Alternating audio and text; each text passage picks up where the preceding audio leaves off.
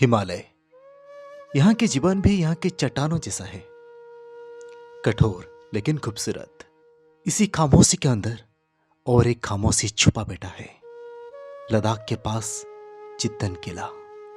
लद्दाख में किला को खाल बुलाते हैं। एक जमाने में देश विदेश से लोग यहाँ पे आना जाना करते थे। और देखिए आज कितना अकेला, चुपचाप, सुनसान और वीरान जैसा खड़ा हुआ है।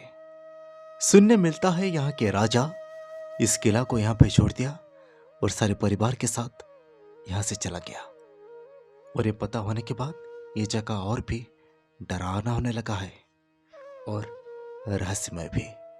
सुना जाता है कि इस जगह को लोग भूतिया जगह बुलाते हैं। यहाँ के कुछ लोग मानते हैं कि यहाँ पे भूत प्रेत रहते हैं, इसलिए चित्तन किला को छोड़ के लोग वहां से चले गए। कहा जाता है कि इसके ऊपर जो लकड़ी का काम हुआ था ना, इस लकड़ी का काम उस समय पे काफी मशहूर था।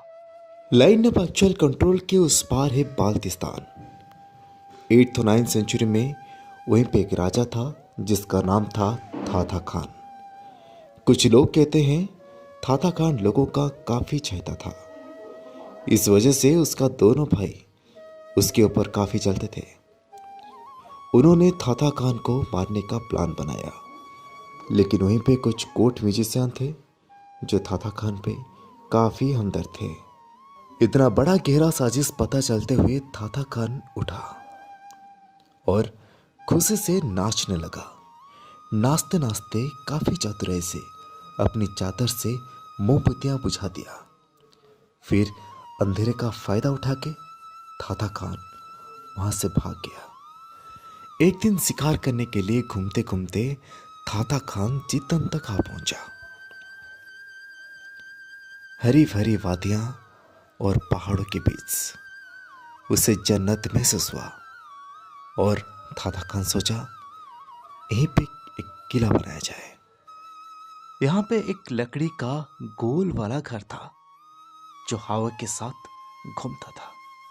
पता नहीं उस समय में वो कैसा टेक्निक व्यवहार करते थे, जब एक पिलर के ऊपर एक लकड़ी का घर था और लकड़ी के घर के अंदर लोग बैठते थे और धीरे धीरे हवा के साथ घूमता था। यहाँ पे ऐसे काफी कमरा था जो अलग अलग विभागों के साथ बांटा गया था।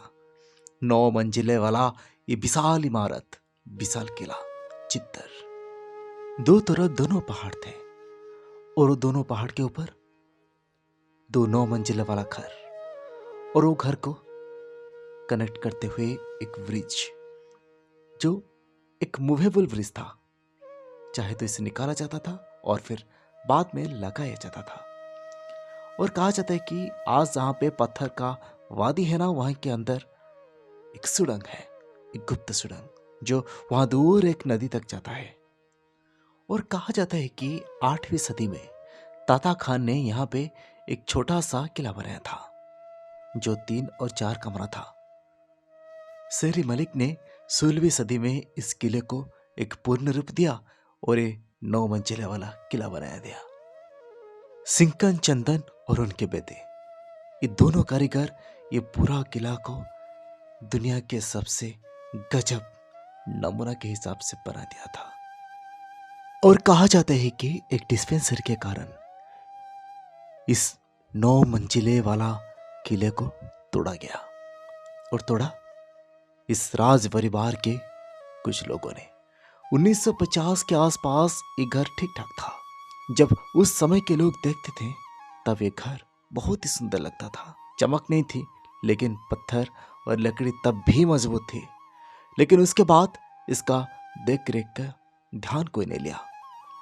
डिस्पेंसरी बनाने के लिए इस किले से पत्थर लिया गया, लकड़ी लिया गया, और उसके बाद आम लोगों ने भी यहाँ से पत्थर और लकड़ी चुरा लिया।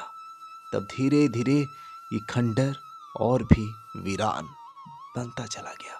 लद्दाख के चित्तन किला आज भी इतिहास के गूंज वहां पे सुनाई देता है।